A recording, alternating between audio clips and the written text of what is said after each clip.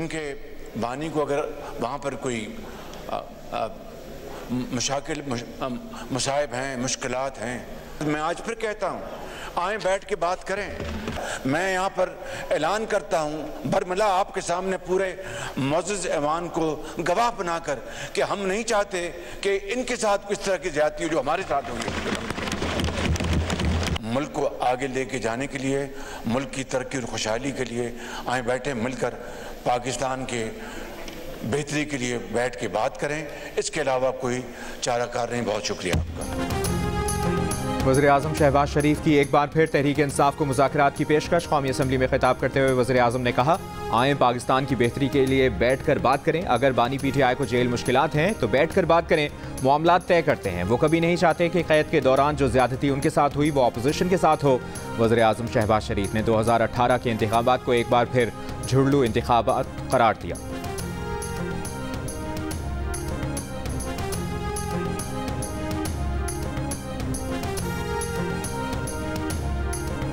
वज़ीर-ए-आज़म की मुज़ाकरात की पेशकश पर PTI ने बानी PTI समेत पार्टी रहनुमाओं और कारकुनों की रिहाई की शर्त दोहरा दी।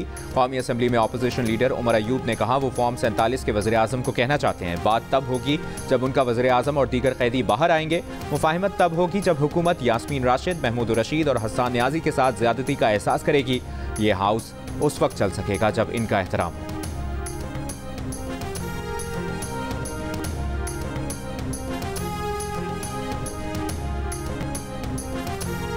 फैसल वावडा ने सुप्रीम कोर्ट से गैर मशरूत मुआफ़ी मांग ली। अपने खिलाफ तौहीन अदालत की कार्रवाई खत्म करने की इस्तदा। शो कॉज नोटिस पर नया जवाब जमा करा दिया। कहा, उनकी प्रेस कॉन्फ्रेंस का मकसद अदलिया की तौहीन नहीं था। अदलिया का वक़ार मजरू हुआ तो इस्लामी तालीमात की रोशनी में सिद्क़े दिल से गैर मशरूत मुआफ़ी मांगते हैं। मुस्तफ़ा कमाल गुज़श्ता समात पर अदालत से गैर मशरूत मुआफ़ी मांग चुके हैं। फैसल वावडा और मुस्तफ़ा कमाल के खिलाफ तौहीन अदालत केस की समात 28 जून को होगी।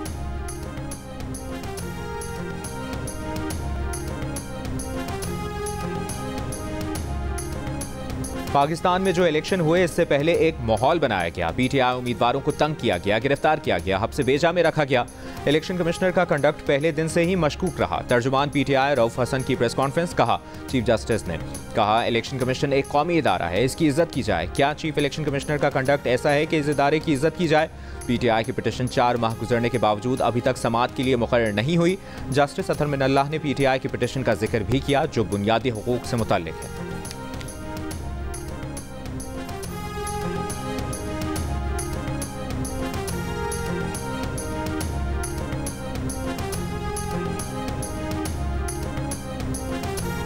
मौलाना फजलुर रहमान की कौमी असम्बली में भी ऑपरेशन अज़्म इस्तेहकाम की मुखालिफत। कहा, लगता है ऑपरेशन के जरिए चीन की बात पूरी की जा रही है। इस पर इस्टेब्लिशमेंट का मौक़िफ़ वाज़ेह नहीं। मौलाना फजलुर रहमान ने बजट में टैक्सेस की मुखालिफत करते हुए कहा, हमारे यहाँ 1000 टैक्स लगाएं, अवाम टैक्स नहीं देंगे। हुकूमत किसी की भी हो, हालात यही रहेंगे। मौलाना फजलुर रहमान का खिताब शुरू होते ही सरकारी TV ने लाइव स्ट्रीमिंग रोक दी।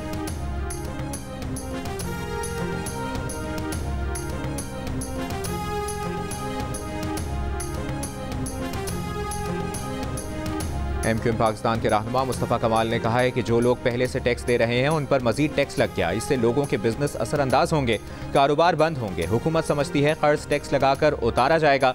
टैक्स लेने के लिए लोगों को सहूलियात देनी होंगी।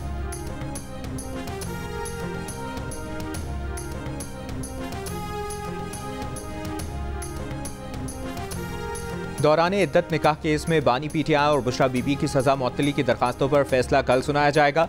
एडिशनल सेशन जज अफजल मजोका सजा मुअत्तली की दरखास्तों पर फैसला सुनाएंगे।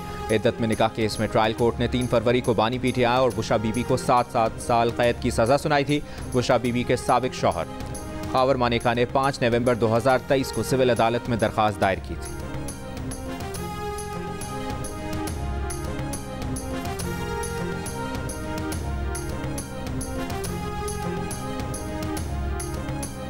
सिंध हुकूमत अवाम के सामने और असम्बली में एहतसाब के लिए तैयार है। वज़ीर इत्तलात सिंध शर्जील मेमन का सिंध असम्बली में ऐलान। कहा, लोग करोड़ों की गाड़ियां खरीदने के लिए तैयार हैं लेकिन टैक्स भरने को तैयार नहीं और हुकूमत को नुकसान पहुंचा रहे हैं। 29 जून को प्रीमियम नंबर प्लेट्स की नीलामी की जा रही है ताकि टैक्स जमा किया जा सके। शर्जील मेमन का 1 जुलाई से महकमा तालीम और दाखिला की मदद से नोटिफिकेशन निकालने का भी ऐलान। कहा, किसी का टेस्ट मुस्बत आता है तो सिर्फ उसके वालिदैन को पता होगा।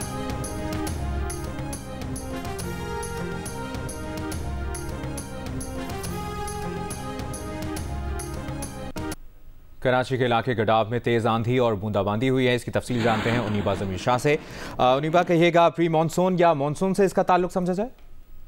जी हाँ, एक्चुअली ये मानसून की हवाएं मुल्क में दाखिल हो रही हैं, ना सिर्फ बहर अरब से बल्कि खलीज बंगाल से भी दाखिल हो रही है। एक तरह से इसको हम कह सकते हैं कि प्री मानसून है और यहाँ पे सिंध में मुख्तलिफ इलाकों में बारिशों की पेशेनगोई की गई थी आज से 1 जुलाई के दौरान, लेकिन कराची में कहा गया था कि 28 जून को कराची के मज़ाफ़ात में बारिश हो सकती है। अमरीकी ऐवान नुमाइंदगान का 8 फरवरी के इलेक्शन में मुदाखलत और बेज़ाब्तियों के दावों के आज़ादाना और गैर जानिबदाराना तहक़ीक़ात का मुतालिबा। नॉन बाइंडिंग करारदाद 7 के मुकाबले में 368 वोटों से मंजूर। करारदाद में आवाम को जमहूरी अमल में शिरकत से रोकने के लिए धमकाने, कैद और हिरासा करने की मजम्मत। इंटरनेट और टेली कम्युनिकेशन सहूलियात की फराहमी में तातुल और इंसानी हुकूक की खिलाफ वर्जी की भी मजम्मत की गई। अमरीकी ऐवान नुमाइंदगान ने पाकिस्तान में सियासी, इंतखाबी या अदालती अमल को उलटने की किसी भी कोशिश की मजम्मत की। अमरीकी हुकूमत इस नॉन बाइंडिंग करारदाद पर अमल करने की पाबंद नहीं।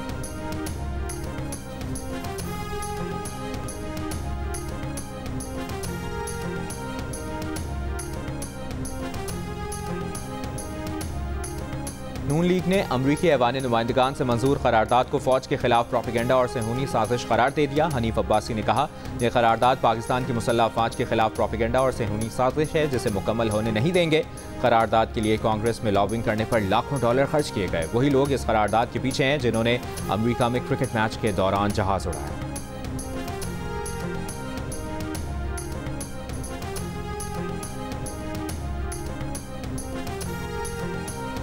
तर्जुमान दफ्तर खारजा ने अमरीकी ऐवान नुमाइंदगान की करारदाद पाकिस्तान में सियासी सूरत हाल और इंतखाबी अमल से नामुकम्मल वाकफियत का नतीजा करार दे दिया।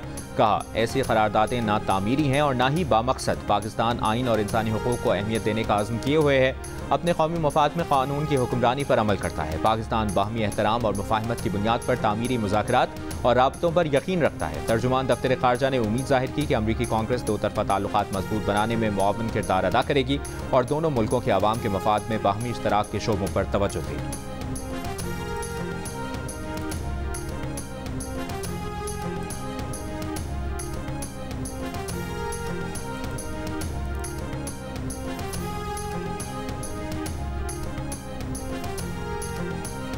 और पेशावर हाई कोर्ट का PTA को टिकटॉक से तौहीन मजहब और काबिल एतराज़ वीडियोज़ हटाने का हुक्म। टिकटॉक बंदिश के लिए दायर दरखास्त पर समाअत में अदालत ने PTA से 7 रोज़ में काबिल एतराज़ मवाद हटाने की रिपोर्ट तलब कर ली। समाअत 24 जुलाई तक मुलतवी।